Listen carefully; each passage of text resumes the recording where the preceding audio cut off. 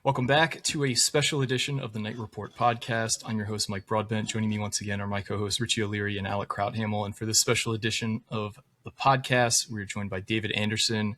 We are going to be compiling our all-quarter century team for the Rutgers football program. So any player who played between 2001 and this past season will be eligible for nomination.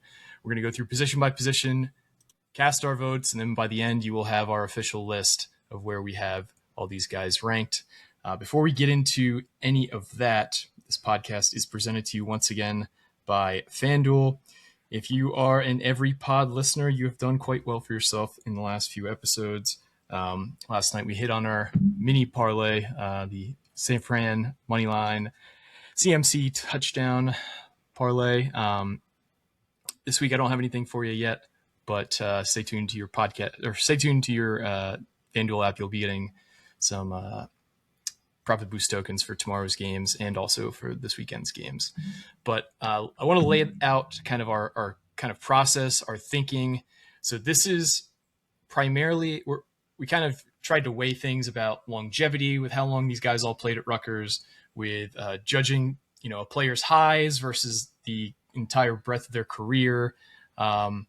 And just came up with our own list. So we're all kind of wavering a little bit one way or the other. But that's kind of the general philosophy. And we'll just kind of kick it off from the start. We're going to go down the list. We have our nominees, which I'll share on the screen by position. And I'll just ask you guys who you have as your first team and second team and why for this first position, because it's quarterback and it's a little easier to do. So at the quarterback position, Alec, I'll have you go first. Who do you have as your first team quarterback and second team quarterback for the all-quarter century team for Rutgers football? So I have obviously Mike Teal as my first team quarterback. I feel like that's not really a controversial pick at all. We've talked about him enough. So that's my first team pick. Second team, I'm going with Ethan Kaliak-Manis. What gave him the edge for me, I think, was just the stability that he brought to the position that had been lacking it for pretty much over a decade at that point, and had one of the better seasons by a Rutgers quarterback this year. So, that's my two guys on the first and second team. All right, David, you're next. Who do you got as your first and second team all-quarter century Rutgers quarterbacks? Yeah, I got Mike Teal. Obviously, I'm biased. Same age, grew up in the same place, but I think his production was obviously the best. And then on second team, this was a tough one between Gary Nova and Ethan. I gave a slight edge to Gary Nova because just he was there longer, though I can totally understand with Ethan that, his floor play was higher, that last fumble notwithstanding. I feel like, for his best 2 years were better than Nova's best 2 years. But I still give it to Nova because he played 4 years. I also forgot I want to put one more caveat out there. We don't have any current active players on this list, but there are a few that we think if this was done in 2 years would probably be on that list, most namely Antoine Raymond, KJ Duff, maybe Ian Strong. So I just want to put that caveat out there before people are already asking, where's he, where's they? For my two quarterbacks, I have Mike Teal as my first team. I think he had the best overall career at Rutgers. He led us to our highest highs as a quarterback. And I got Ethan Kaliak-Manis because I think his 2 years as quarterback at Rutgers, from just his play isolated, were a better 2 years than Gary Nova or Reinhardt. So that was kind of my tiebreaker. What do you think, Rich? What's your first team and second team quarterbacks? Mike Teal, obviously. No questions about that one. Like you just have to pick Mike Teal out of every quarterback in Rutgers history. Now, if we were picking current players, AJ Serace. I'm just kidding. But in reality, you never know. You never know. We'll have to check back in 2 or 3 years from now. But I got to go Ethan. I thought Ethan's 2 years with Rutgers were just very, very, like Dave said, a high floor. He didn't cost him games. You're going back to Gary Nova's era, and there's been 4 interception games. There was, 5 or 6 against Kent State even? That cost him an entire out-of-conference game. Penn State game. Like, you could just – the list goes on and on. I think Gary was a very talented quarterback. I just think he had too many mishaps, whereas, like Dave just said, the floor for Ethan's so much higher versus the floor for Gary Nova, which is significantly lower. But the ceiling for Nova was higher. But Ethan was just very consistent. I think he I wish we would have got to see him more than just 2 years with Kirk, but – it is what it is. All right, let's move on to the running back position. We're going to just do our first team first, and we'll kind of talk it through. This one is, there was a lot of picks that were kind of tough in this list, and this was one of them. David, I'll let you start this time. Who do you have as your first team running backs, the pair? Well, let me say this. This is a tough category because two of my favorite Rutgers players ever are here, which is Brian Leonard and Paul James. But I had to go with Ray Rice and Kyle Monangai because of the production, and I think that they were also the starting ball carrier, lead guy on the best offenses of the best teams that Rutgers has had in this time period. Richie, how about you? Actually picked the exact same too. Obviously, Ray Rice is just amazing. Like there's just no way around it. The numbers speak for themselves. But Kyle Monangai literally carried that offense for multiple years, and it's just how do you not pick him? He's doing it now, also in NFL. Now I know that doesn't count technically, but he just had some amazing carries at Rutgers. That guys, insert several other running backs in Rutgers past, and they're getting tackled behind the line of scrimmage where he was able to break them, and just the vision was incredible. If he had top end speed, he would have been such a higher round pick. It's just, other than that, he was a phenomenal college running back. Alec, how about you? I also went with the exact same two of Ray Rice and Kyle Monangai. Monangai led the Big Ten in rushing. Ray Rice ran for over 2,000 yards in a season. That made it pretty easy for me. Yep, I think it's going to be a clean sweep here. As hard as it is to leave Brian Leonard off of the first or second team running back list, I think it is kind of a clear case of Ray Rice is clearly the one, Kyle's the number two. And I'll kick off the second team running backs here, and I got Brian Leonard and Isaiah Pacheco as my second team running backs. I think the top three are unanimous. You got to have some combination of those three, and then the fourth is where it kind of gets tricky. I went with Pacheco mainly because of kind of the whole total body of work, and also kind of his impact post Rutgers career, which I know is kind of like, is that fair to kind of do? But that's kind of what broke the tie for me because of the cultural impact he's had, winning 2 Super Bowls as a 7th round pick coming out of Rutgers. Richie, how about you? Who do you have as your second team running backs? Brian Leonard. I have kind of a bias, I guess, from just growing up watching him, and he kind of started this whole thing for the most part. I feel like he kind of gets overshadowed a bit just because Ray Rice came in, took over that job, and he was open to taking that second fiddle behind him. But his receptions, the Leonard leap, of course, is just legendary in Rutgers lore, Rutgers history. But after that, it was really tough. Like you just said Pacheco. There's Juwan Jameson. I went Paul James though. I thought Paul James was just an unsung hero. If you talk about his yards per, actually we have on the screen, his yards per carry was actually ridiculous when you look back at it. 5.6 compared to everyone else's. Now, obviously, Ray Rice put up 5.4, but going from a walk-on and nobody that really anyone talked about to full-on starter. And I remember, I think back to, what was it, the SMU game where he just went absolutely bonkers. And I think he actually ended up running into the wall because that stupid brick wall is right behind the end zone at one point. I thought that was Justin Goodwin in that SMU game. Maybe that was Justin Goodwin. Maybe that's what I'm thinking of. But either way, I mean, you go through Paul James's career, and he's just had so many good games. First team all-conference, phenomenal running back. And I just like the lure of going from walk-on to full-fledged starter, and not only a full-fledged starter, one of the better backs in Rutgers history, too. Alec, how about you? Who do you have your second team running backs? So I went with, obviously, Brian Leonard, and then I actually went Juwan Jameson, so we have some different ones throughout. I think just his ability after the carry, or I guess after the line of scrimmage, I guess I should say, kind of put it over the edge for me. I think Pacheco could have been a choice had he had some better talent around him. And I think there's a few names on these lists that we could say the same thing about. But yeah, I went with Jameson because of that season, especially that he had in 2012. The way he was able to parlay that into, didn't have a long pro career, but I felt like he was a really big part of that offense in 2012.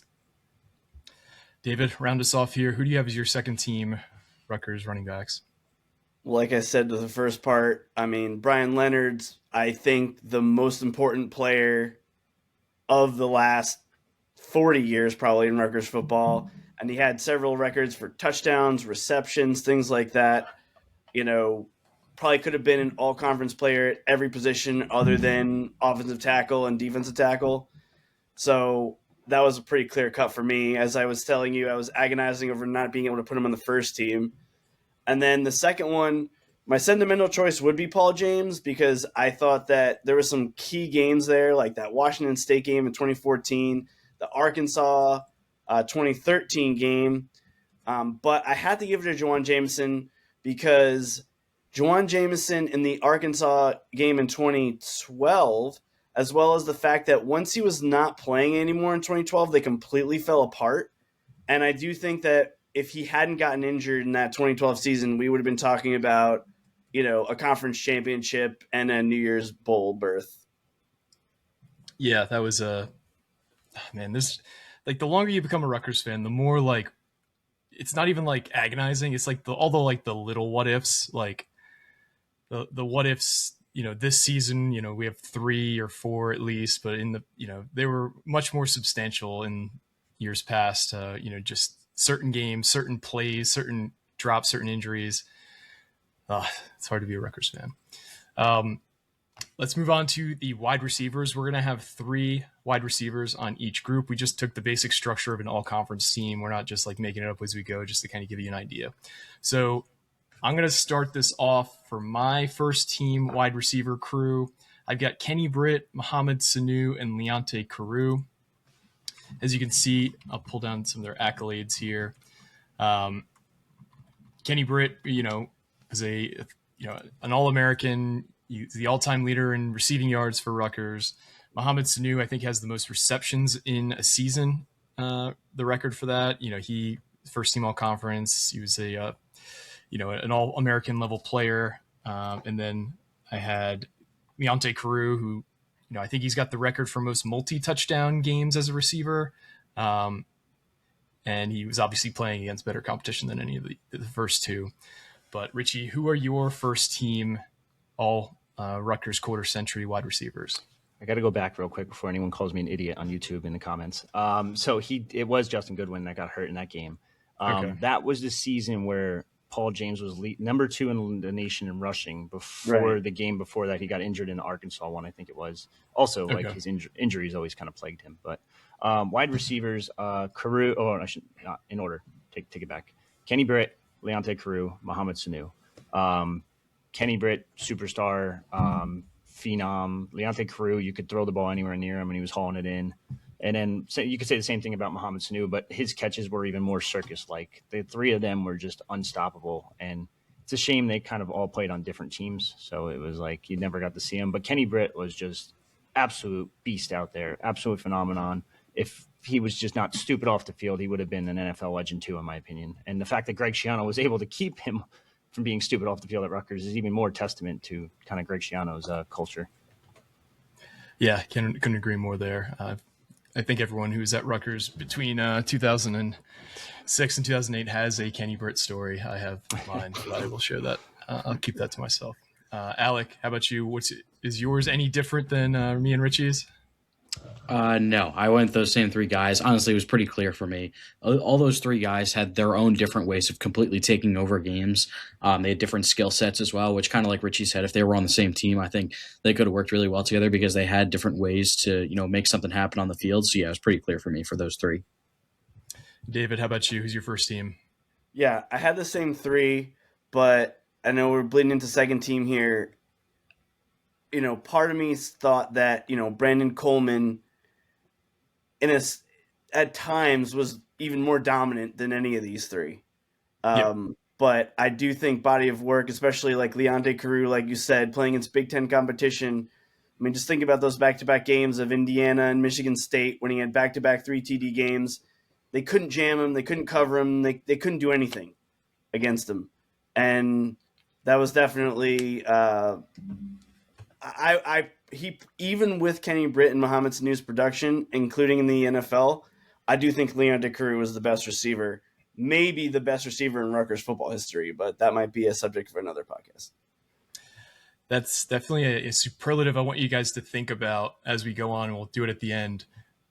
And you could do it at home too and write it down. Who on any of these teams or anybody who played for Rutgers in the last quarter century, who are you most surprised didn't have a long NFL career for whatever reason? And you don't have to answer it now. We'll ask it at the end, but because Carew is one that definitely comes to mind for me, but we'll kind of get our consensus at the end. For second team, David, I'll let you kick that off since you alluded to it.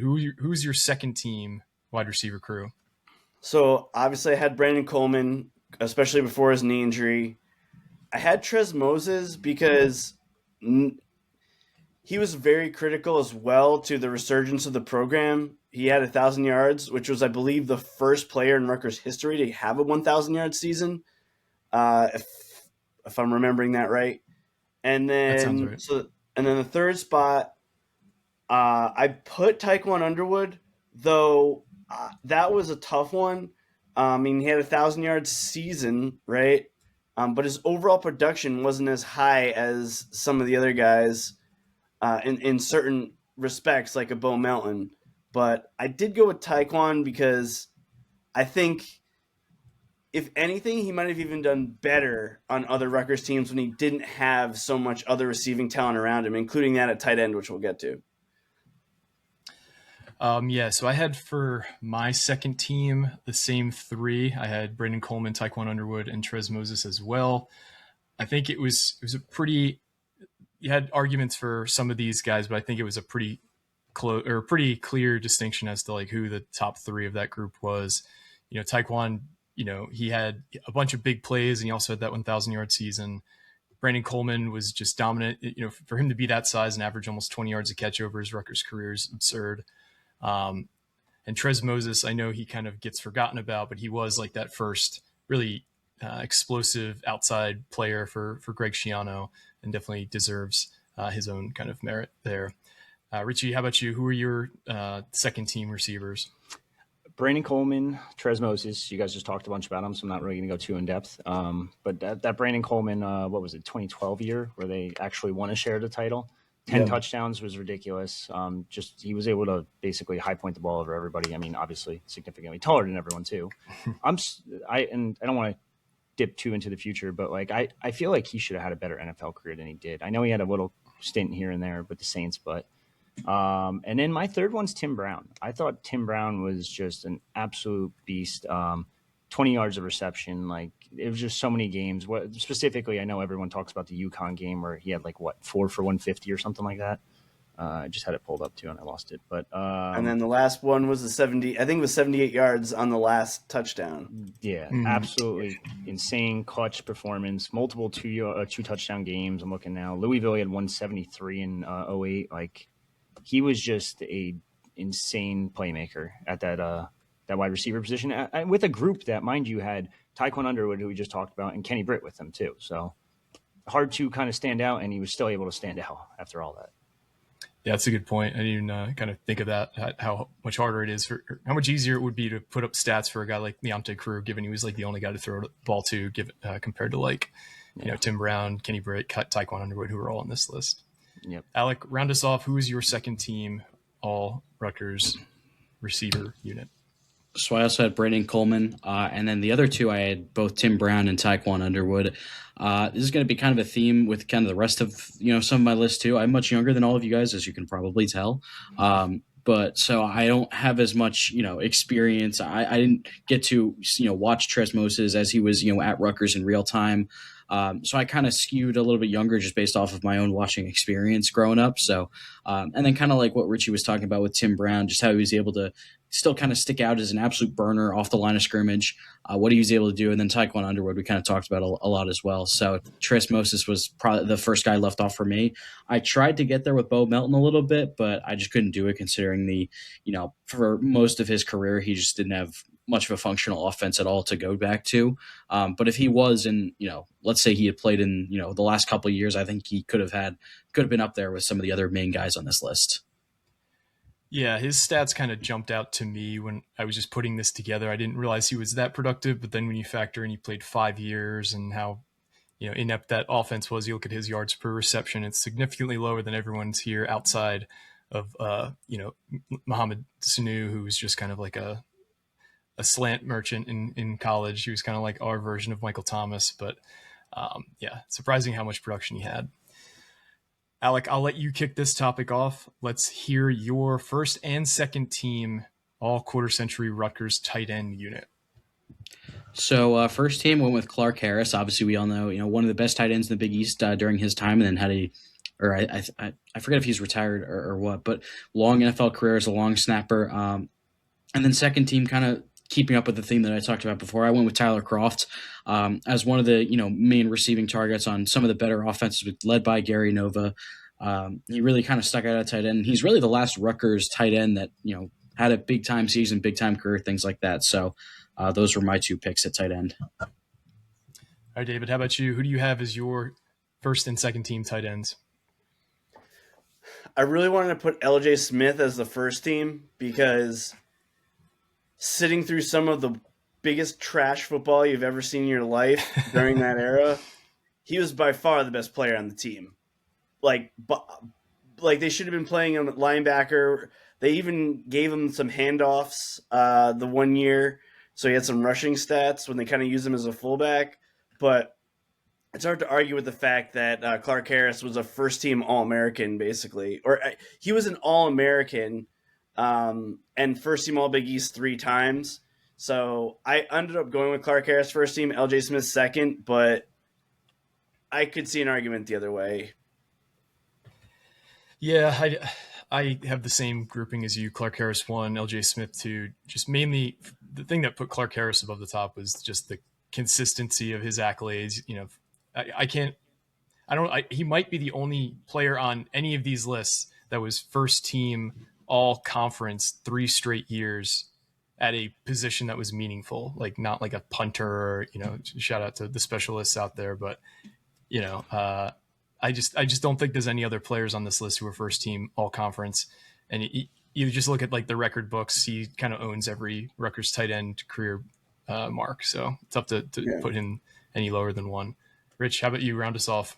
Clark Harris, number 1. He was just a better receiving threat, I feel like, than all 3. Now, obviously, caveat that offenses for the other 2 kind of stunk. Like Tyler Croft's best year, most of his yards, I think, in that 1 year came in that 1 year in 2013 when the offense was one of the worst. I think that was when they were rotating Gary Nova and Chase Dodd, if I recall. But Tyler Croft was able to put together a very good season. He was the best tight end in the conference. Mind you, the American Conference, I don't even know what the hell it looked like at that point. I think that was year 1 of the American, actually.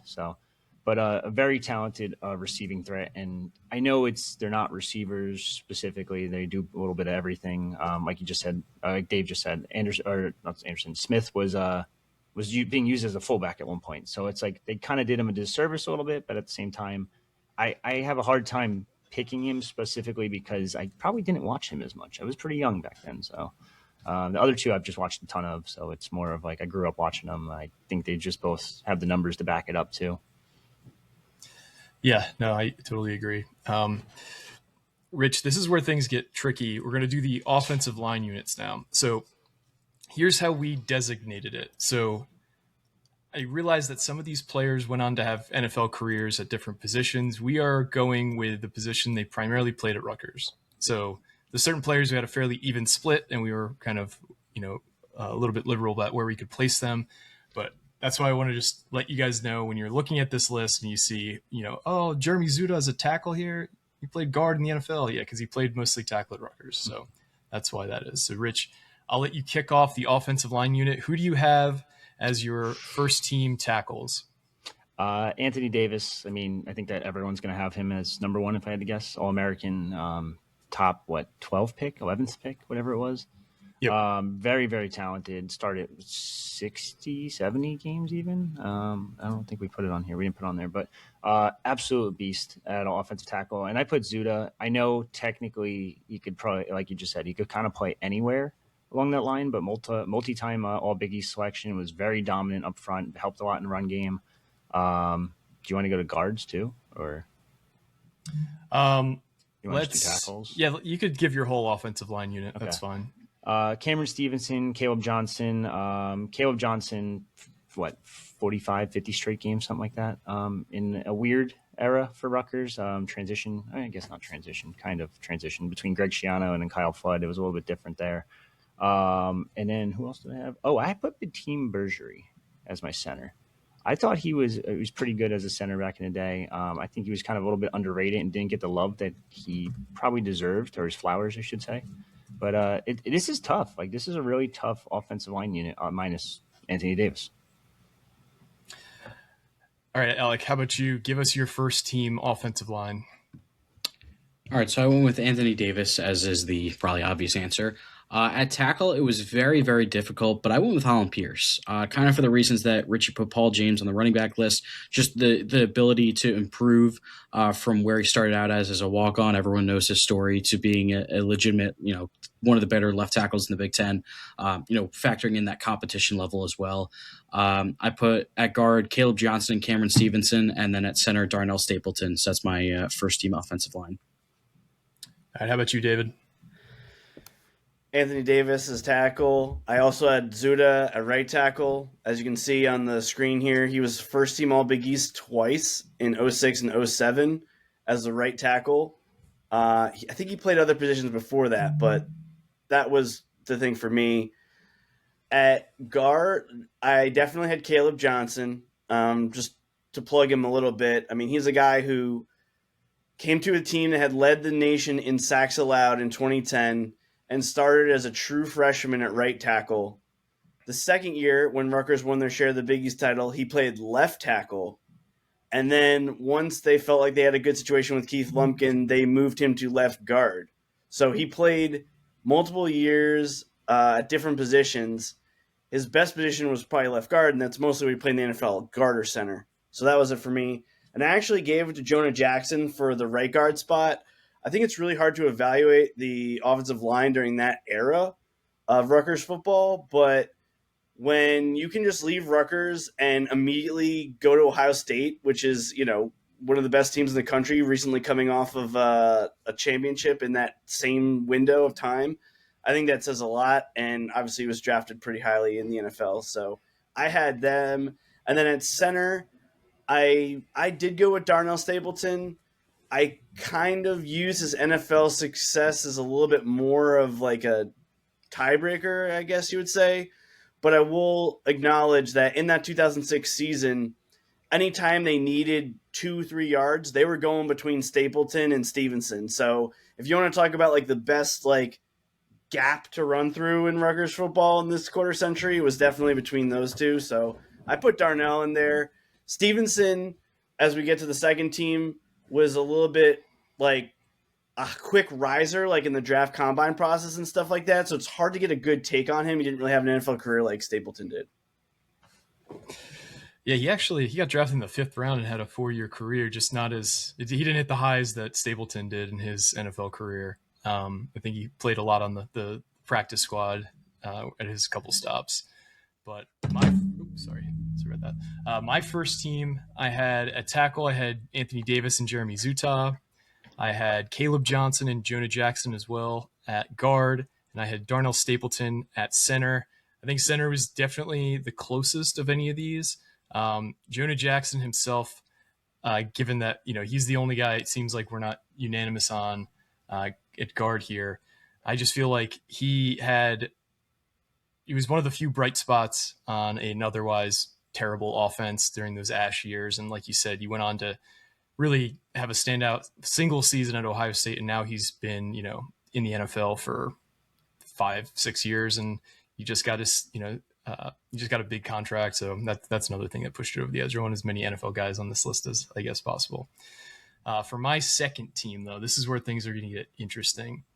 Second team, I had Pedro Sosa, Holland Pierce, Cameron Stevenson. This other guard spot was tough. I had John Glass, though, ultimately, just given his production, 2-time all-conference player. And then I had Gus Zielinskis as my second team center here. Richie, what does your second team offensive line look like? So I feel like I didn't justify the Bergery one. It was year 1 of the Big Ten, and I'm looking back now. He had 6 pressures and 1 sack given up. It was Bujari. Yeah, Team Bujari. Yes. The other thing to keep in mind is he was playing hurt. So he couldn't snap the ball right. So I think they had to play Dallas Hendrickson there, even though Bujari forgot about that. Was a multi-year good starter. Secaucus, I think he's from. If I'm remembering. Good question. Yeah, that does sound right. Yeah, it sounds about right. The rest of my line, I went Pedro Sosa, Holland Pierce to tackle. Jonah Jackson, Dave said everything you could say about the guy. He was good for whatever the team was back then. And then John Glass, I didn't really get to see much of. I was young at the time, but like you said, 2-time All-Conference. And then I picked Mike Maietti. I think he kind of got a little bit of a raw deal as the backup center. Very talented. And similar to Jonah Jackson, like he was able to just kind of pick up from Rutgers, which was, again, a very bad squad at the time, and walked right into SEC territory in Missouri and became all-conference center. Like he was very talented. I just don't think it worked out. Now he was a little bit on the smaller side, of course, and that was the big knock on him. And I think that was, when did he come in? When did he leave? Greg's first year? I think it was. First year back? Am I dating myself? Or was it Chris Hash? I forget who it was. His last year was Ash. He left before Shiano's 2020 season, which was his first year. Okay, yes. So, yeah, but I mean, to be able to walk into SEC territory and not only be productive, but be a damn good center in that league just speaks volumes about his potential, or what he could have been or was. He also punched Art Sikowski in the face that one time. Yeah, I think he headbutted. Or did he headbutt or did he punch moment, him? that's got to be up there, right? All right, David, take us home. Who was your second team all-conference? All right, so kind of Alec's point, I had Holland Pierce in there, left tackle. Right tackle, I'm not sure if he's listed here, I went with Raycon O'Neal because he was a multi-year starter who stepped in, was pretty good, and then kind of mutually parted ways with Rutgers, and then started on like a 9-4 UCLA team back when the Pac-12 was still a thing.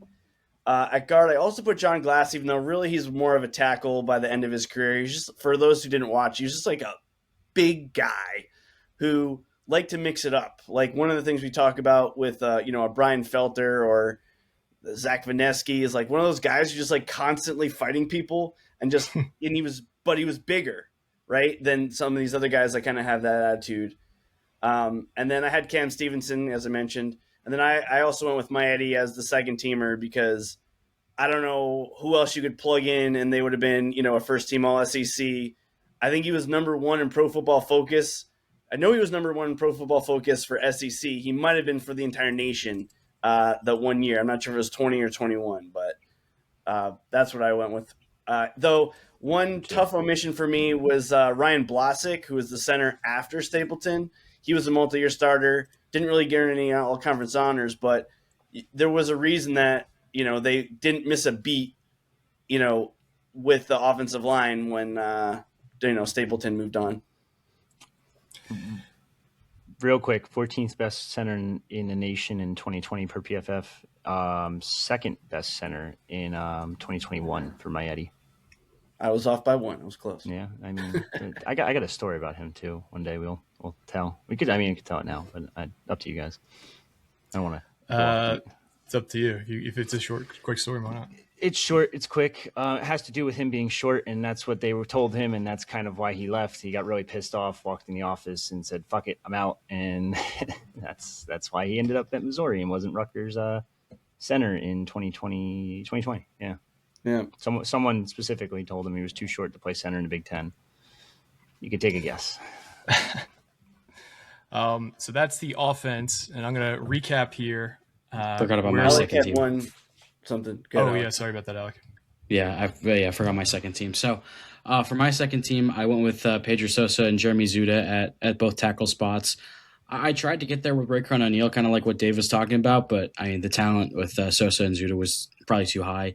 At the first guard spot, I went with Jonah Jackson for all the reasons that we've already talked about. At center, kind of like similar to Mike, I also went with Gus Linskus. He just kind of completely took that starting job away in 2023 from a center in Ireland Brown, who was already pretty solid himself, and really kind of raised the floor of that center room. And then for the last one, again, showing my lack of age a little bit, I actually gave a little bit of a shout to Brian Felter.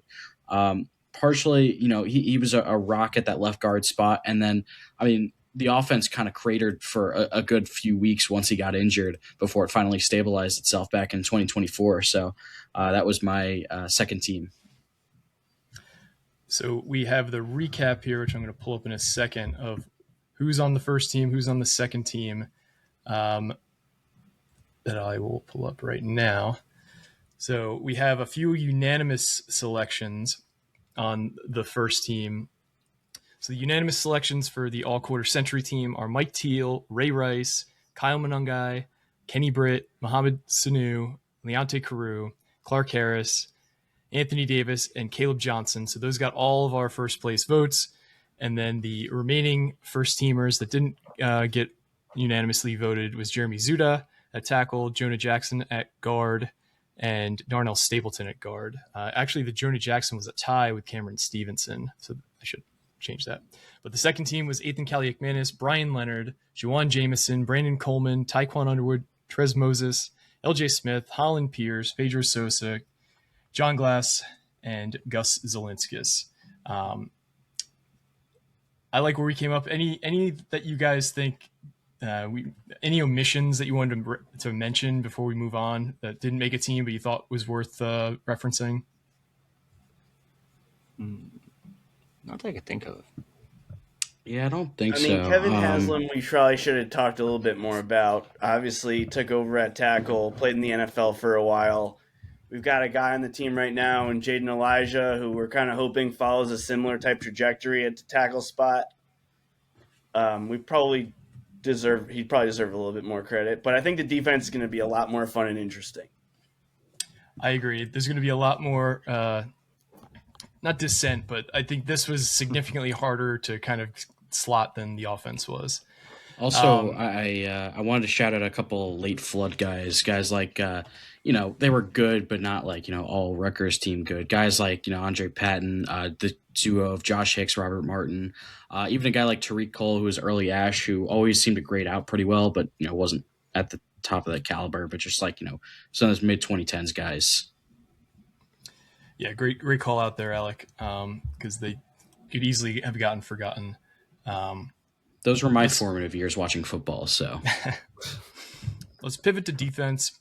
Looking at some of these stats, it was kind of crazy how productive some of these defensive lines were early in Schiano's tenure, especially when we look at kind of what we've seen production-wise recently.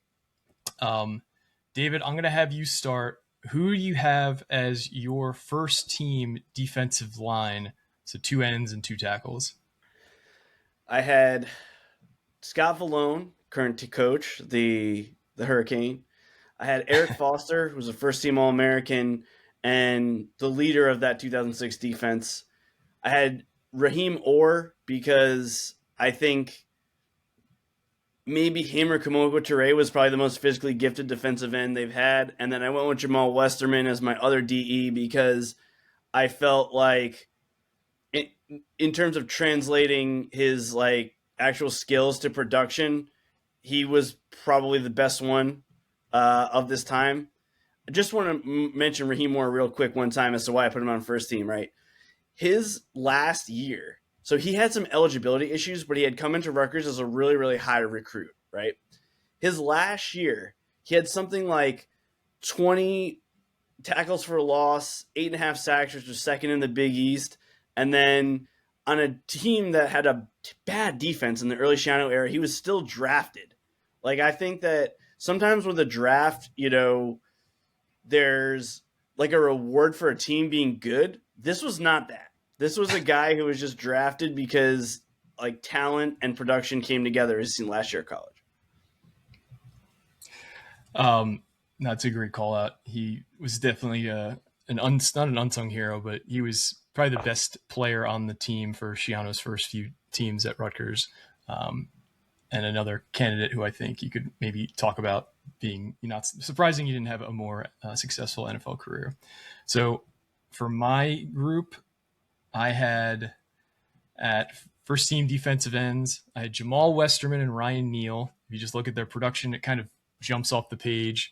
Jamal Westerman, I think, is the all-time leader in tackles, or not all-time leader, but he's up there in tackles for loss and sacks. He's got the most sacks in the Greg Schiano era. And then Ryan Neal also 19 sacks, 41 tackles for loss. Tackle, I had the 2006 duo of Eric Foster and Raymel Meekins.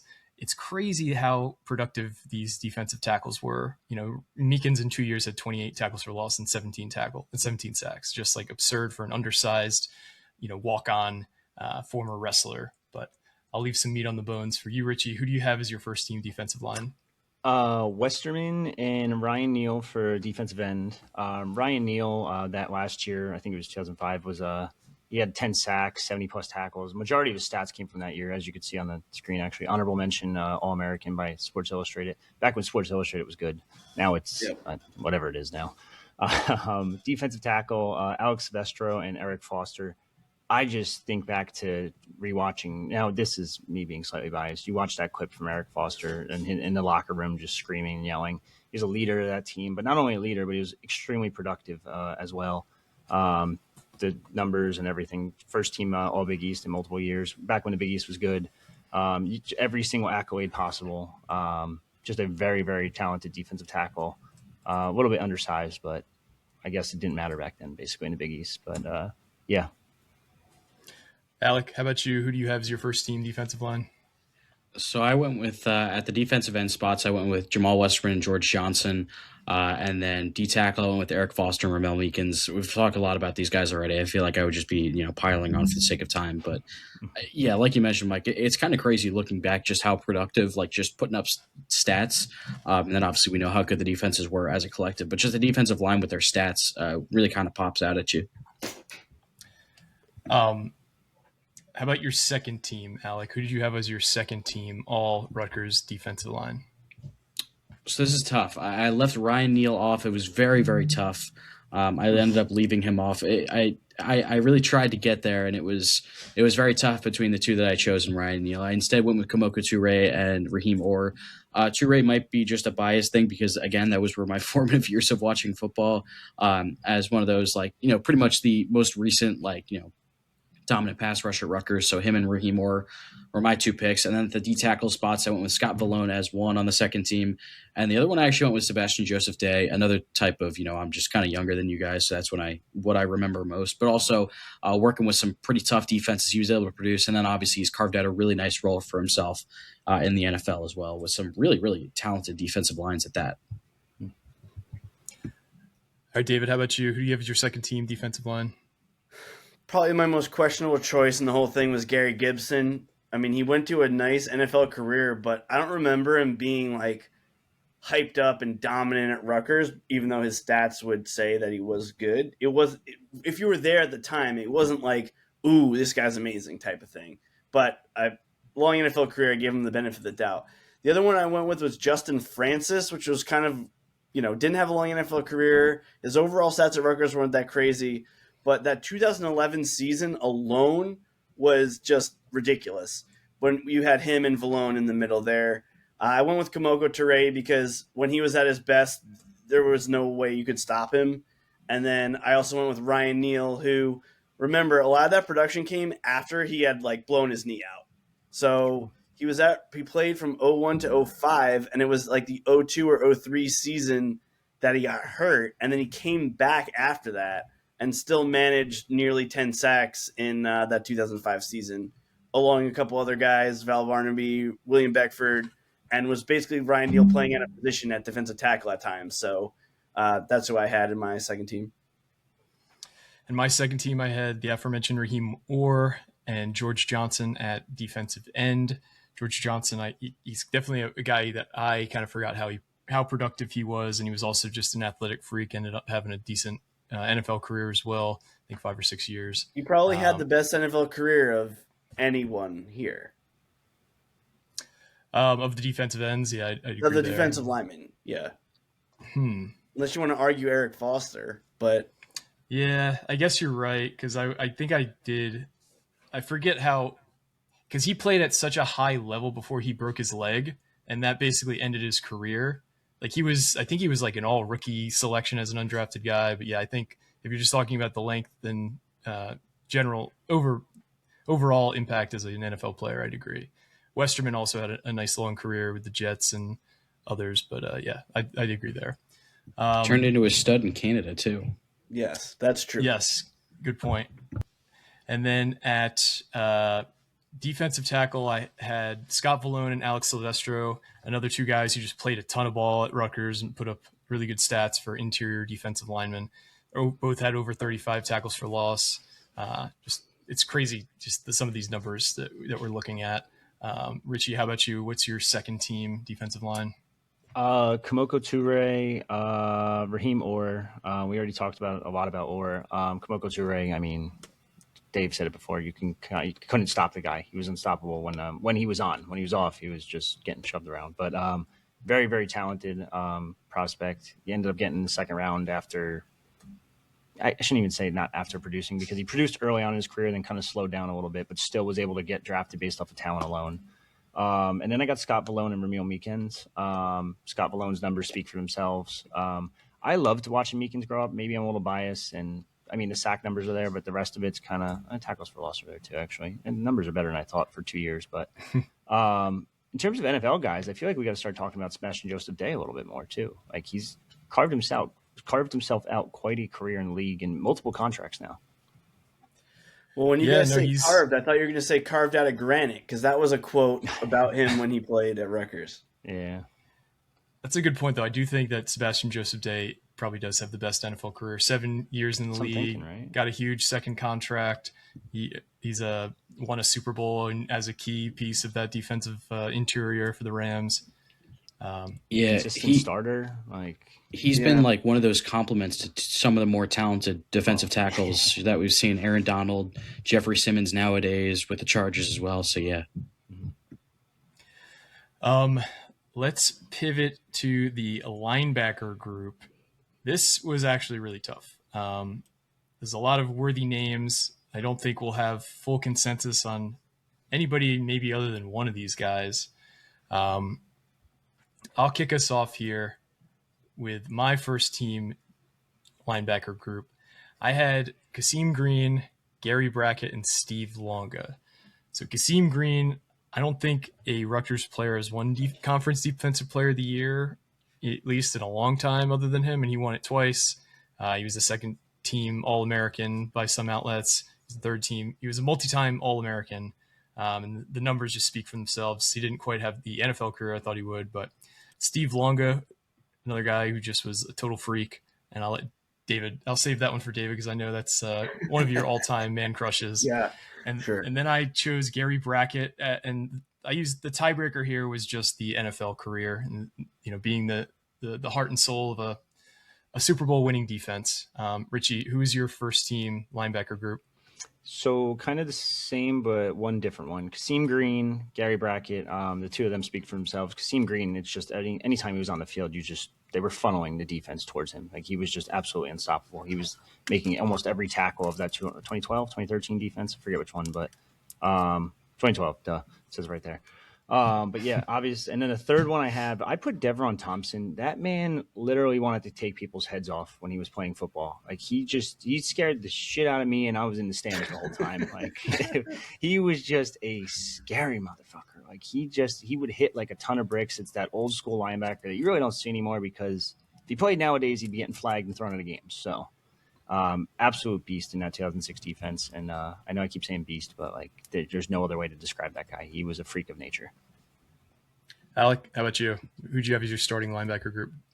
So I went with Kasim Green. Obviously, everything has already been said about him. I went with Gary Brackett, and I went with Steve Boharnis. It was down to him and Steve Longa. I thought really hard about it. I wrestled between both, but in the end, I went with Boharnis just as the steadiness. Longa ended up getting some absurd numbers, and like you guys have already mentioned, just an athletic freak who could play both linebacker and safety. But yeah, those are my top three. Take us home, David. Who'd you have as your first team linebacker unit? Sure. So Kasim Green, obviously the most dominant defensive player at time, that we've had in this time period. Steve Longa, definitely. I mean, he started as a middle linebacker as well as an outside linebacker when they wanted him to make more plays. If you just watch clips, like especially that Washington State game, the first game of 2014, he was unblockable. Basically, they were sending Toure on one end, him on the other end, and then they just couldn't block those guys. And then he played in the NFL and special teams for a while. So that was that. And then the first real controversial thing I think we're going to have, I put Mohamed Toure as my third starting linebacker. I know that his tackle totals are not as high as these other guys, but you see he had, his 2 interceptions, both of which were critical in games. He led the team in sacks the 3 years he played. So I don't know how much you can argue with that on two teams that were actually pretty good. And, I think as a linebacker, when he was actually playing linebacker, he was pretty good. So I went with that, even though I know that's going to be a very controversial choice. And hopefully he's fine after that probable concussion that he took on the penultimate play of the game in the playoff last weekend. Yeah, no, he's probably got like some of the highest highs of anyone on this group, just given how many times he was missing time and the positions switching around. He didn't really, for me, and I think I might be the only one who left him off second team. But let's talk your second team, David. Who do you have as your second team linebacker group? I went with Olakunle Fatukasi, which was tough, but I think that, he was the linchpin of some transition defenses, obviously played in the NFL a little bit. I went with Gary Brackett because he was a tackling machine as well. And then I also went with Devron Thompson because even though he didn't have an NFL career, really, he was, along with Eric Foster, the key to that 2006 defense. Like, he was the man in the middle. Everything revolved around what he was able to do with Foster on that team. Yeah, no, I totally agree there. For my second team, I had Devron Thompson, Steve Boharnis, and 03.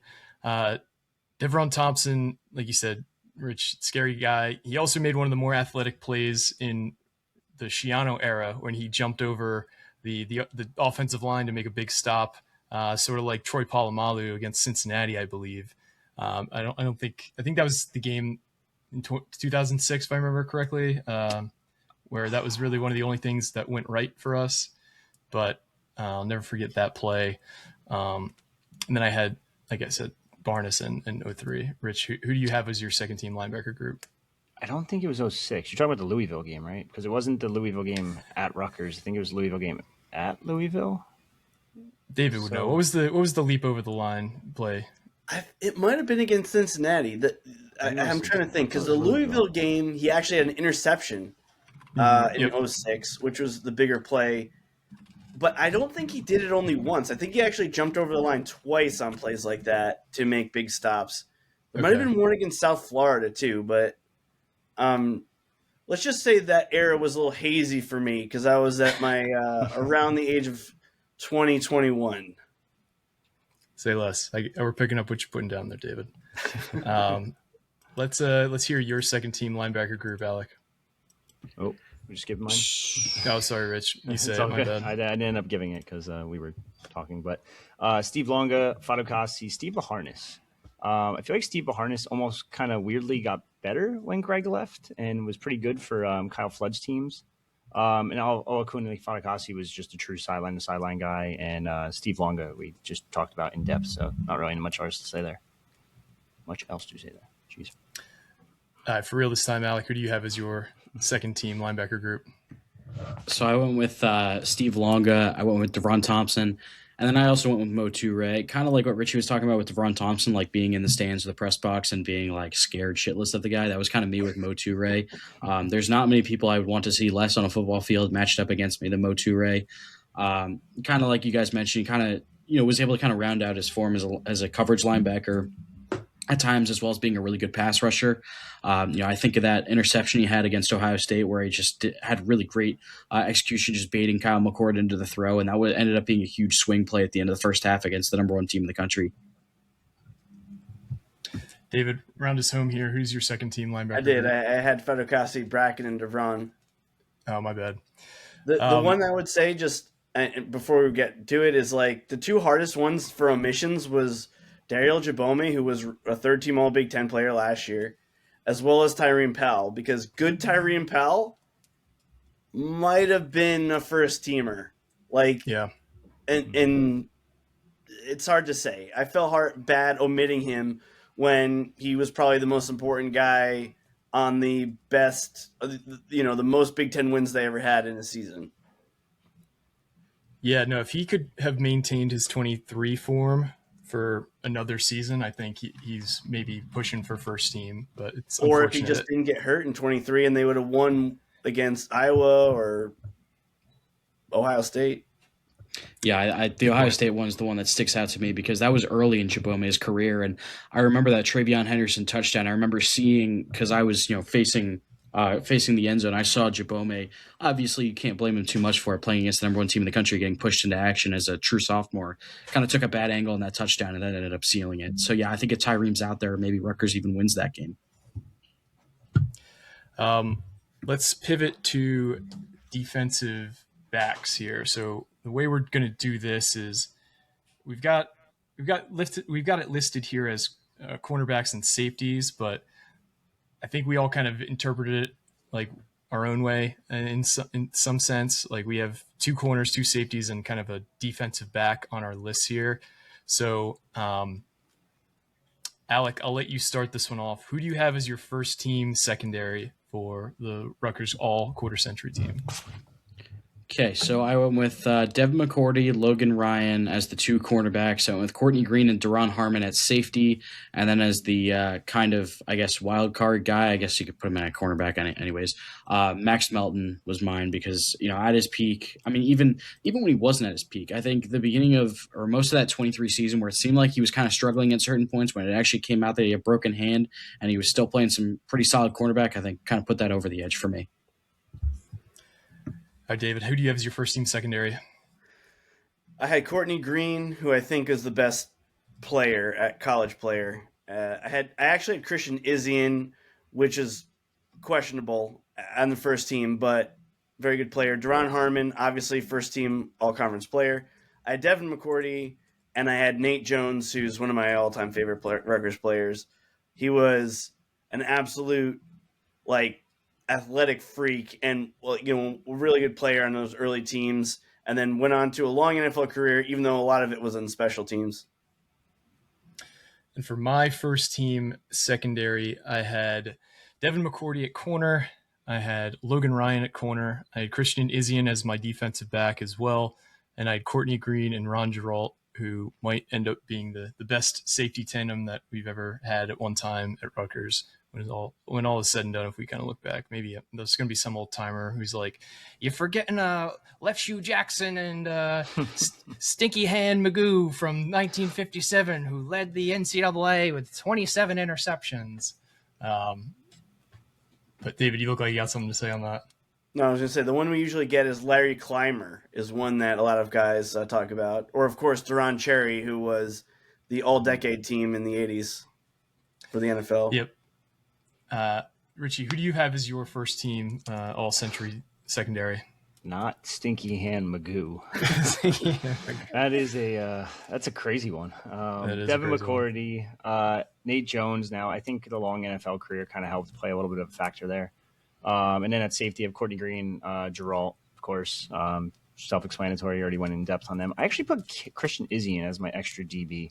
I just thought his years at Rutgers were towards the end specifically were just he fit that mold of what Greg Schiano wanted in the safety. And I questioned when they put him out there originally as a starter because I'm like, all right, he's like 5'9", like maybe on a good day. Yeah.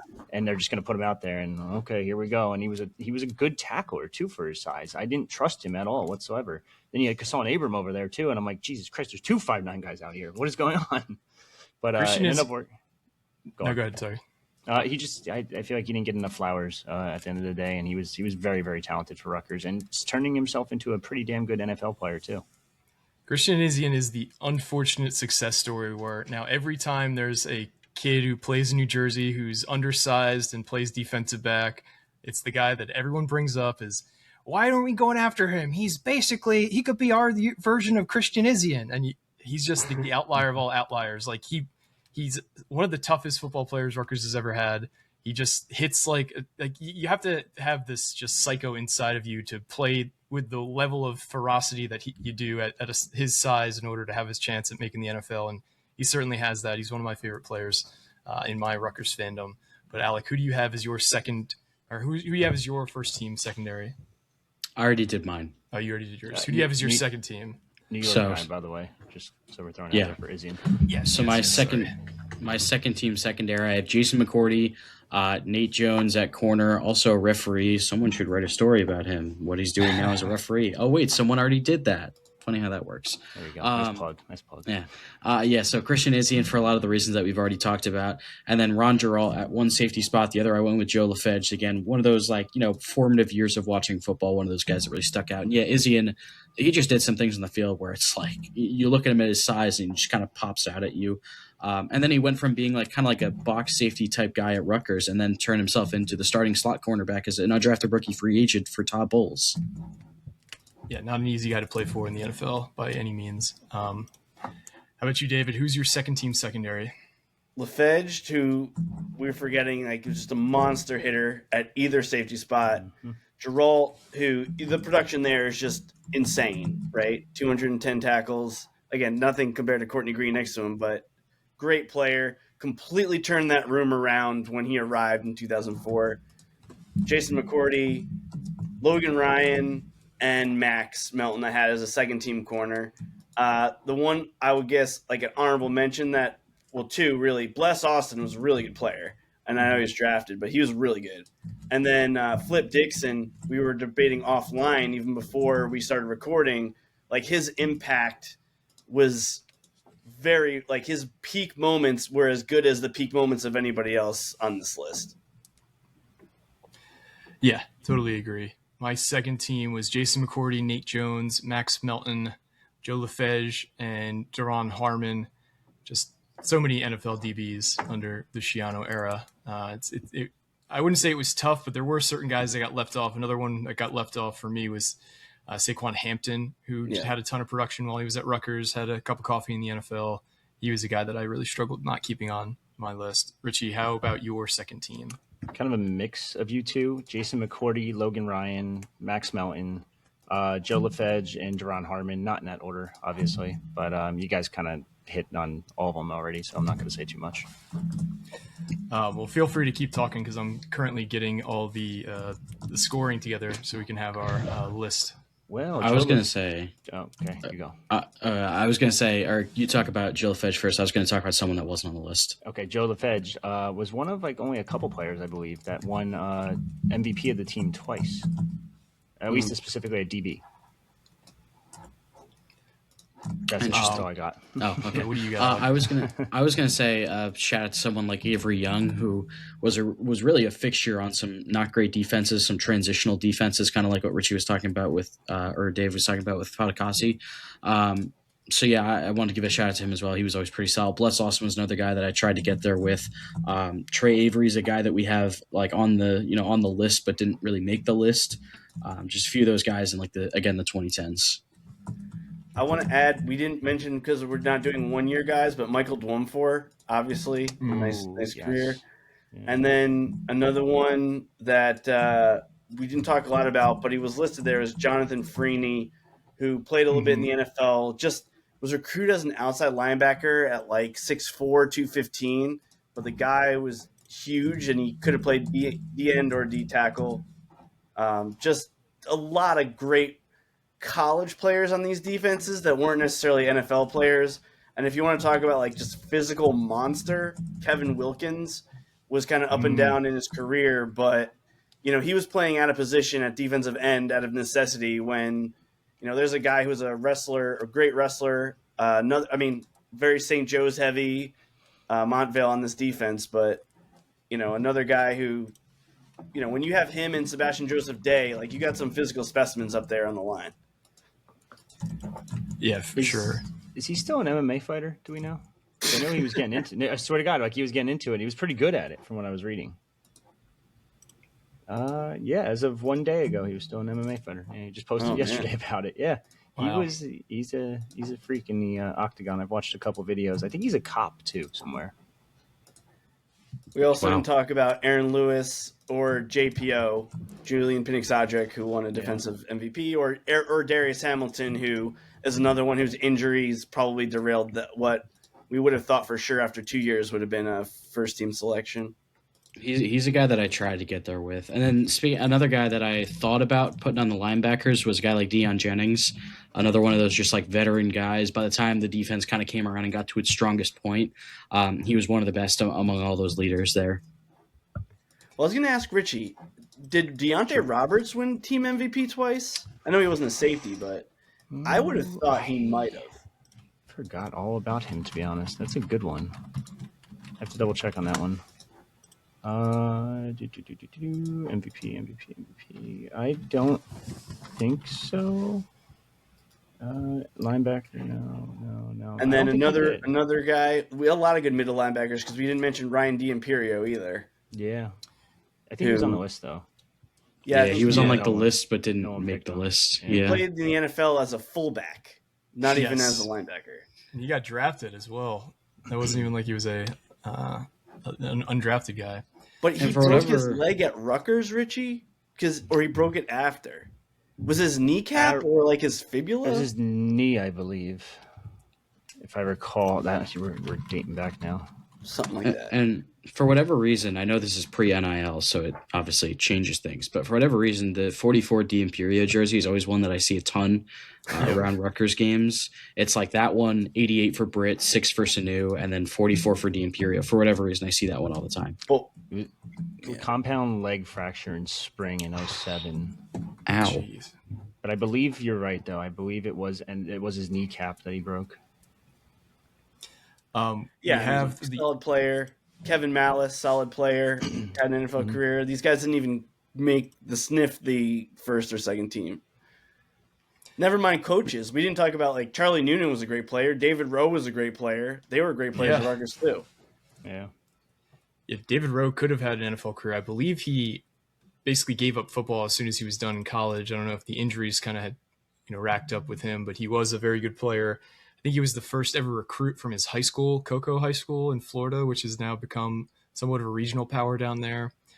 His brother's also big into coaching, so yeah, good call out there. The cool thing about putting these kind of lists together is you do realize that, like, oh shit, we've produced a lot of NFL talent, a lot of high-level players in the last 25 years, and this is a really hard thing to do, a really hard exercise to get it down. And on defense, we have our totals here.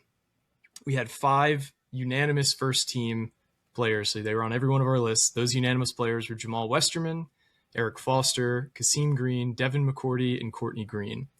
Shout out to those guys. And then for the remainder of the first team, we had Ryan Neal and Raheem Moore tied with 5 votes. We had Ramo Meekins and Scott Vallone also tied with 5 votes.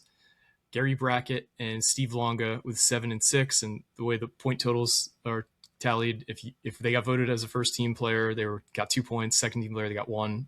So that's where these numbers are coming from. The second team, or the other first team corners, were also tied with Logan Ryan and Nate Jones with 6. The other safeties were also tied. Jaron Geralt and Duron Harmon both had 6, and then Christian Izian was the other first teamer. Second teamers, George Johnson, Kamoko Toure, Alex Silvestro, Daveron Thompson, Steve Boharnis, Olukunle Fadukazi, Max Melton, Jason McCourty, and Joe Lefege rounding out the unit. Any other notables that we want to discuss of guys who didn't make the cut? Because I think the special teams will be fairly straightforward with who the selections are. Maybe a bit of a prisoner of the formative years moment, but I always thought Kevin Snyder was one of those, another solid linebackers that we keep talking about. There's like unlimited solid linebackers. Yep. All right, let's talk about our special teams picks. I'll go first with my special teamers. We'll just go through all of them. First team kicker, I had Jeremy Ito. Second team kicker, I had Sansan T. First team punter, I had Adam Korsak. Second team punter, I had Joe Radigan. First team long snapper, I had Andrew DePaula. Second team, I had Billy Taylor. And then for my first team punt or kick returners, I had Jernarian Grant and then Aaron Cruikshank. And second team punt returners, first team punt returner, I had Willie Foster. Second team punt returner, I had Nate Jones. Richie, who are your specialists for this? So I didn't do kick returner and punt returner, but I can do it real quick. So going from kicker, I did Jeremy Ito. Second team, I did Kyle Federico. Kyle Federico's numbers, like over 95% hits on field goals for his career. Multiple years of 197 plus. Very talented second team kicker. Korsak, and then second team, I picked Ryan Anderson, but I was very close to picking Teddy Delgado. I don't know if you guys remember him. He was pretty consistent. I believe at the time he led the team in average yards per punt. Now, obviously, they had Korsak after that. They had Ryan Anderson after that. They had multiple punters after that have been pretty productive. So that was a tough one for me. Holder, I also did Tartikoff because I'm just like, whatever. I had Cole Schneider, second team. Whatever. He was up for that one weird award that like wasn't an award, but it became an award like the year of, and everyone's like trying to get this like random. It's like the Corners Trophy. Like came out of nowhere, and it's like, here you go. Here's a trophy for doing this. And then what else? Long snapper Billy Taylor. I feel like there's no questions about that one. Kick. Oh, it's on the screen already. Kick returner. I would do Janarian Grant. Punt returner Willie Foster. I loved watching Willie Foster growing up. That was like, oh my God, you can return the ball like this. This is amazing type moment because I was just a young kid just watching, and I'm like, that guy's electric. Oh my God, like. So yeah, that's basically it. Alec, who'd you have as your specialist? All right, so kicker, I went with Jeremy Ito and Sansanti. I thought about Federico, but I felt like Tay had like more volume with his kicks and all that, even if he had a lower percentage. Punter was pretty easy. I went with Corsack, and then like Mike, I went with Joe Radigan. Long snapper, I went with Billy Taylor first team, and then Andrew DePaula second team. I felt like Taylor had more of a bigger, I guess, body of work as a long snapper. We know DePaula started as a holder, which is why he got my first team holder. The holder was one that I just kind of came up with like 5 minutes before we started recording, so that's why everyone else didn't have it aside from Richie. And then I went with Cole Murphy as the second team, kind of similar to what Richie was already talking about. He had that award push. First team returners, I mostly just did like 2 returners on each one as like kick return, then the first guy on the return was the punt return or whatever. I went with Janarian Grant and Nate Jones, and then second team I went with Aaron Cruikshank and Willie Foster. David, take us home. Who'd you have as your specialist selections? Yeah, I didn't get a holder in there, but before I forget, I would go with Tartikoff probably first and Cole Murphy second. Kicker, I went in the debate with Federico slightly over Sansante because also if Federico doesn't get injured in 2012, I think that they are not in that awkward situation against Louisville. Adam Corsack, obviously. Ryan Anderson, because he was first team all Big Ten, even though there's a couple other guys like Joe Radigan mentioned, or even Mike Barr, who was the only person who rarely ever punted in the NFL, unless you count like a Mohamed Sanu or a Daron Cherry, who are not primarily punters. Long snapper, Billy Taylor, because I think we said he never, ever made a bad snap, ever. And then kick returner, I know it's kind of putting Grant in first and second team, or first team for kicker and punt, but he was the best at both. I had Nate Jones for kick return, and for those who don't remember, he had that 100-yard kick return against Tennessee, which silenced the crowd, one of the best, silent moments. And then for punt returner, I had Willie Foster, even though, honestly, you could make a case that if this was really a game that we need a punt return and Janarian Grant wasn't available, you might have gone with Bo Melton in that situation, because I know they had Cruikshank, but in key situations, sometimes they would go with Melton. But Cruikshank was a tough omission either as a kick returner or a punt returner. And then Trez Moses was actually a really good punt returner too, but I don't think if I had to choose, I wouldn't put him over these other guys in a key situation. Another underrated kick returner, Devin McCourty. I think the game he had against UConn his senior year will forever just kind of live in my memory, where he played like 100 snaps. He returned a kickoff for a touchdown. He basically was like the only thing keeping us in that game against UConn. But let's do a little bit of superlatives. I know we've gone on now for over an hour. I had you guys think of who are you most surprised that didn't have a long NFL career. I'll start with mine. I'm just shocked that Neonte Crew didn't have a longer career. I think he kind of has just like the skill set that he could play in like any type of system. So I was just surprised that it never really worked out. Maybe if he goes to a different landing spot instead of Miami when he did, maybe things worked out better for him, but that's my choice. Rich, who do you have as a guy you're surprised didn't have a longer NFL career from this quarter century? I know he got a little banged up here and there, but Kasim Green, like I thought he was just such a talented linebacker and was going to fit with that, Chicago's defense when he first got drafted. And I really thought he would have a long, long career there. Or maybe not even there, just in the league in general, just even as a practice squad guy or something. He was just all over the field at all times, and it just didn't end up working out for him. I think he only had like 2 or 3 years. So it's like crazy. How about you, Alec? I also went with Carew, kind of for the reasons that you already outlined, because I mean, it just felt like he was going to come down with it whenever he got it. It just felt like he never really got his chance on the field. Now, obviously Miami's coaches were far more familiar with him in the NFL than we were. He did have that like catch of the year in 2017, I want to say, when he was with Miami. I really felt like he was one of those guys that could fit in a lot of different systems, had a lot of really solid traits. I think Kasim Green would have been really, really good, maybe even better nowadays, where the linebacker position has kind of changed from what it used to be. He was already very good at first time, but I feel like nowadays he would have been even better as well. David, who are you most surprised didn't have a long NFL career? I'll comment on Green first, which is I think that at that time there was still this belief he had to carry more weight. Now they would let him play at a lower weight, but I remember it was a whole big thing about him putting weight on to go to the combine. Kamoko Toure, probably because like at that position, a lot of it is just pure bend and athleticism. It kind of never really stuck. I mean, Carew would probably be one for me though, because we saw a lot of great wide receiver play at Rutgers, but this guy, that game against Michigan State, like they literally were triple teaming him and they couldn't stop him, and they were ranked in the top 4 at the time. I've talked to Larry about this multiple times because obviously he's a Dolphins fan. Like, was it scheme? Was he just like not picking up the playbook? Like, was it just mad usage? There's really no one thing, but man, he was so good. You guys mentioned some of the other ones on that list, like Brandon Coleman. I wasn't necessarily convinced because of his catch radius, despite his size, type of thing. Like, I guess I could see a little bit of the red flags with some of the other guys, but I mean, Carew, I'm just like, if you just put him as a slot receiver and just throw him screens, he'd probably put a bunch of production up, like he did DT Sheffield did last year. But like, you could probably do that in the NFL level with him.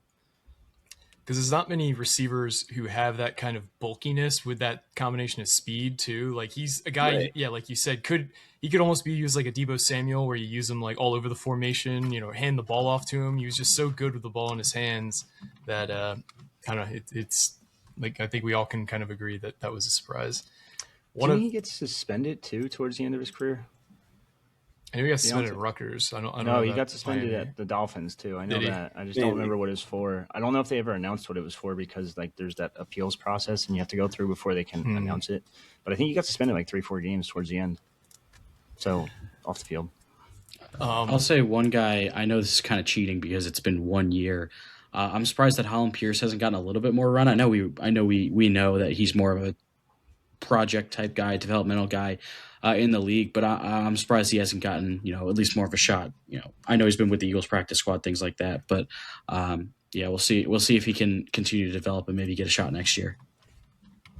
One of the superlatives we had talked about was like the best trait. David, do you want to talk about a singular trait a player had that stood out to you most that might not have made it onto our list, but something that just like was incredible from a certain player? I mean, to me, the guys, if you want to talk, Tim Brown ran a 4.24 40, and then him taking the top of a defense was crazy. I would just say, like, I had a couple guys that I was thinking about with this, and Tyreen Powell, man, like 6'5". We talked about should he have just played defensive end? Maybe he didn't have the quick twitch, but like the ground he was able to cover at that size is not something you see very often. Even in the NFL, how many 6'5" plus, Ted Hendricks and Jack Lambert, like very few guys have played linebacker at that size. And then the other one I would say that you guys talked about in your second team, I didn't put him on there, but George Johnson, man, he was a house. It was very hard for teams to block him, especially if they were trying to a lot like the tight end to Westerman's side. But any of those guys could probably fit in for me in terms of just like amazement when I saw what they could do at Rutgers. And we barely even touched on Janarian Grant, too. Someone else might want to talk about. One that immediately popped into my head was just like the momentum that Mark Harrison could generate, and momentum being like size or mass time. David would be able to articulate this better. Just the size and speed combo, I don't think was matched in the time period the last 25 years than Mark Harrison. Yeah, he was about 6'4", ran like a 4.46, I think, at 225, 230, something ridiculous, right? Yeah, I guess they call it speed score in the analytics game. I know Isaiah Pacheco also had one of those incredible speed scores where he ran in the 4.3s at 210 pounds for a running back. Rich, how about you? What's a singular trait that stood out to you that might not have been enough to put a guy on a list, but something you thought was worth mentioning? I don't know if it's a singular trait, but like his production was there, but prior to the injury. But Sean Tucker Yeah. was really, really talented before that injury, and then that just threw him for a total loop, and that was it basically. But he was, I don't know if he was a leading receiver in 04, 03, and then I think 04 is the one he got injured, or vice versa.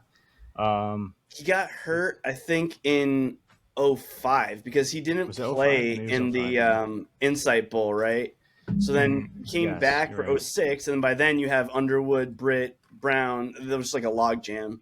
That's my recollection, but you can fact check me on it. I think 2004 he was probably the leading receiver even when they had Trez Moses. 2003 he was the leading receiver. 2003. Okay. Yeah, with 726 yards. And then Trez Moses, that was his 1,000-yard season the year before or year after in 04. So Nice. yeah, I just thought he was really talented. How about you, Alec? You got a trait that you can think of that stood out? Yeah, I'm not sure if this is just a trait in itself or just kind of a combination of a couple traits, but I'll go with, this isn't really a technical football term. I'll go with Kyle Monungai's bowling ball ability to just stay up and always keep those legs moving forward, always fell forward. I mean, he basically won Rutgers more than his fair share of games because of that ability to break tackles and always fall forwards. He was the perfect fit for an offense that wanted to take as much time as possible, keep moving the chains methodically. And I mean, I'm not even talking about the fact that he had the ball 670 times and never fumbled either. So just his ability to always fall forward to keep the momentum moving for Monungai. It's funny you say that because I would argue that Ray Rice actually had a little bit better of that trait. But again, they're both incredible players. The last thing we had as like a superlative thing was the best brothers. And I can think of 3 combos of brothers, so I'll let you guys pick your favorite. But obviously you have the McCourtys, who were twins. We had the Jamal and Jamil Merrill, who were twins. We're Who both played multi-year outside. starters. Yeah. Yep. And then we had the Melton brothers, Bo and Max. So, Richie, I'll let you kick this one off. Who is your pick for the best pair of brothers at Rutgers in the last quarter century? Last quarter century, Ron Harper Jr. and Dylan Harper. No. It's so tough. Like, I want to say the Meltons just because it's more recent. Mm-hmm. The Leonard brothers is an interesting one. Oh, Nate and Yeah, Brian. Nate, Yeah. but Nate, and an injury happened, and then obviously Brian ended up taking the ship, which was interesting how that whole scenario worked. But I'll probably go to the Meltons just because both of them were just so dominant on their sides of the ball, and Bo was just an athletic freak, as you could tell, because he's in the league playing multiple positions now. And it was a little bit of, like Dave mentioned before, like a kind of a, I don't want to say it's a disservice that they didn't use him as a kick returner, and I understand why they didn't, because he was such a weapon on offense. You don't want to get him hurt on kick return. But he could have been a damn good kick returner on top of the fact that he was already a damn good receiver. So I'm going to say the Meltons. How about you, Alec? Which pair of brothers do you think's best? I think if we're going based off of entire body of work, including post-Rutgers, it would obviously be the McCourtys. But if we're looking at just Rutgers production, I would definitely say the Meltons for me. I mean, the fact that, again, Max was a second-round pick, the 45th overall pick in the draft, as one of those shutdown corners, yeah, I think I think that gets it in my book. Although, underrated, honorable mention would go to Avery and Aaron Young, though. That's right. Aaron was a solid complimentary back, but then Avery was a solid corner in his own right. So just one of those underrated type ones. At the very least, should have been mentioned as an option. You're right. David, how about you? Who you got as your top? I mean, I hope moving combo? forward we could say Fama comes back from injury and has a great season, and Hank Zelinskis has a nice season. So hopefully we could say that. I'm going to have to go with the McCourtys because they just took one position and they were like, all right, we don't need to worry about cornerback for 4 years. And the other reason I'll give it to them is because how many yards did that defense give up? Like, they had some physically talented guys like Roberson and Joe Porter. They had some really great physically talented guys in like the 04-05. But then when the McCourtys just like emerged on the scene and became starters, it was like, well, all of a sudden we are a lockdown defensive backfield. So again, due respect to the Meltons, especially if you want to talk about family because of their parents as well. But I'm going to have to give it to the McCourtys because I think they're more critical in like changing the entire narrative of Rutgers football with some of the other names we mentioned on today's podcast.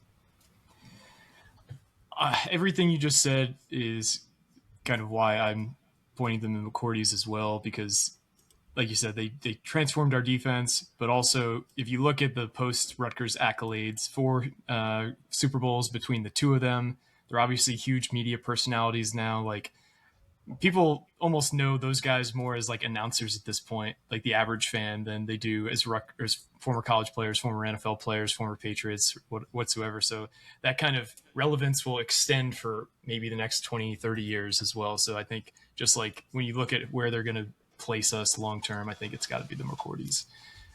What about the Calais McManus brothers? That's a good one. One reception, 1 touchdown. Doesn't get any better than that. 100% touchdown rate, might be the best in college football history. Also, a hell of a gunner. Yeah.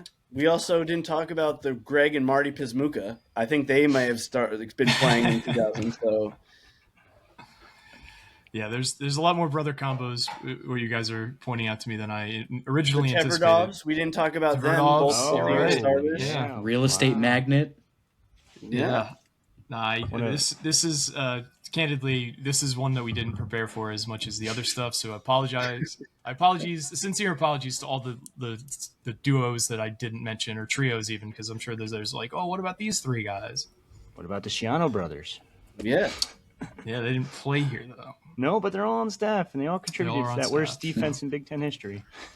Okay, we're going all quarter century. Good vibes only here, Rich. I have to give a shout out to my fellow Delaware brethren. I know you mentioned them in the preview of it. The Morrell brothers, also from Wilmington. Shout out them.